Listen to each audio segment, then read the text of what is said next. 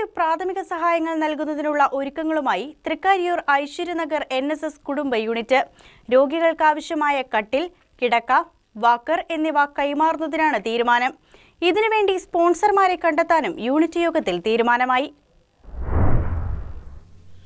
തൃക്കാരിയൂർ വടക്ക് NSS കരയോഗത്തിൻ്റെ കീഴിലുള്ള Aishwaryanagar high court കവല കുടുംബ യൂണിറ്റ് പാലിയേറ്റീവ് പ്രാഥമിക സഹായങ്ങൾ നൽകുന്നതിനുള്ള ഒരുക്കത്തിലാണ്. കട്ടിൽ, ബെഡ്, വാക്കർ എന്നിവ സ്പോൺസർമാരെ കണ്ടെത്തി വാങ്ങി നൽകുന്നതിനാണ് കുടുംബ യൂണിറ്റ് ലക്ഷ്യമിടുന്നത്. മുൻ union president KP Narendranathan Nair അധ്യക്ഷതയിലായിരുന്നു യോഗം. കോതമംഗലം താലൂക്ക് MSS കോർഡിനേറ്റർ മിനി മധു യോഗം ഉദ്ഘാടനം ചെയ്തു. കരയോഗം സെക്രട്ടറി ശ്രീകുമാർ K പ്രവർത്തന മാർഗരേഖ അവതരിപ്പിച്ചു. ഭരണസമിതി അംഗങ്ങളായ Girija Balakrishnan, KN Jayachandran, S Sukumaran Nair, NN Shivan, Ranjini Sasidharan, PS Radhakrishnan Nair എന്നിവർ സംസാരിച്ചു.